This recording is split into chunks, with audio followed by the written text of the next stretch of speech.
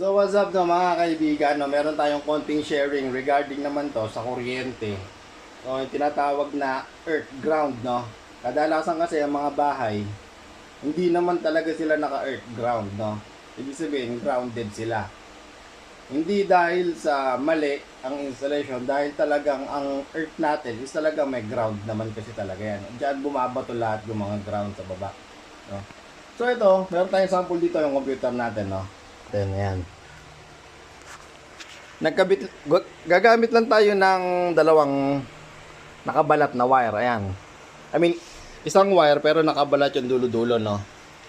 Nakatap lang ako dito sa screw. Siyempre, metal yan. Papakita ko sa inyo na meron talagang ground ang PC ko, no? Dahil nga wala namang earth ground itong bahay.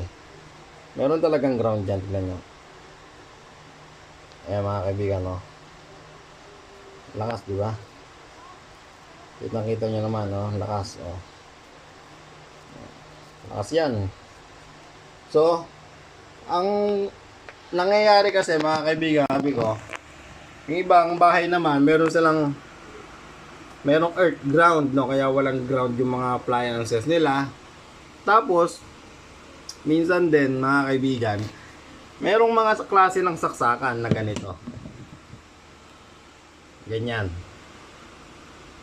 Ito kasi yung ground. Ito.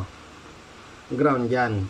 Ang purpose nito, para yung mga appliances mo, nagagamitan mo ng ganitong klaseng saksakan, no, is wala siyang ground, no, para bumato sa lupa nga. Dahil nga yung bahay, merong earth ground na nakabaon sa lupa yung rod. Meron silang rod eh.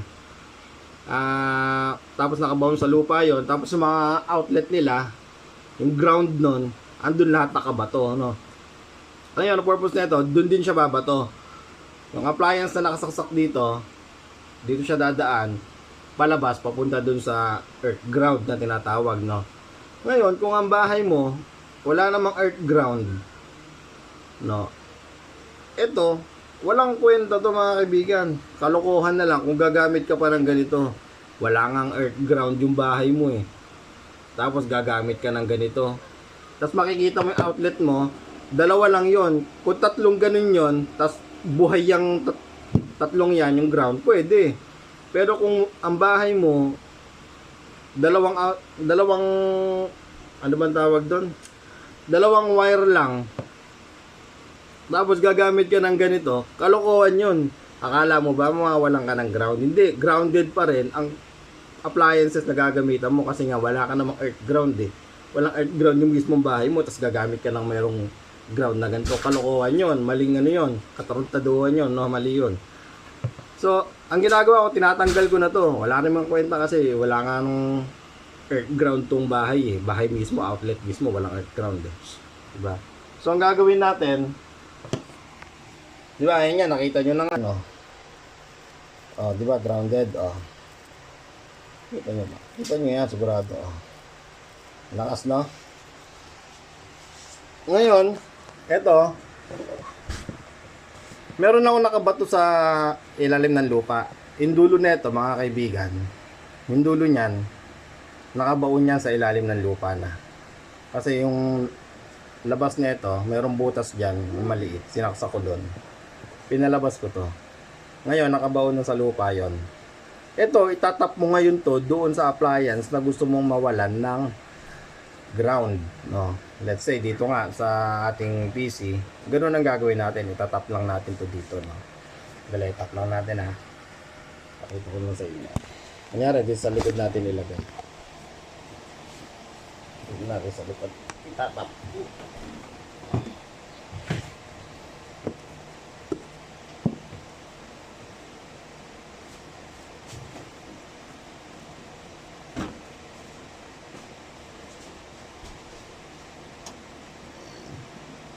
Iikot mo lang maigi mga aray ko, putang na may ground. Kasi gano'n na kabit.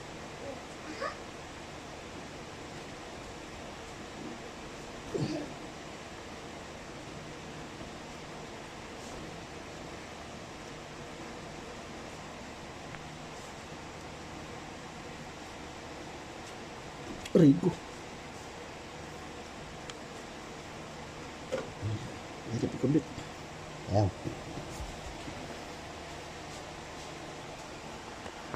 O, ayun siya mga kaibigan, no? Ayan. Ayun siya, ito. Ayun. So, nakatap yan. Diretso sa ilalim ng lupa na to. Ngayon, itetest naman natin. Ito pa rin yan. Yung dulo. Itetest natin kung meron pa yan. Ayun ito niya mga kaibigan. Oh, wala na oh. Oh, wala nang kislap. Di ba?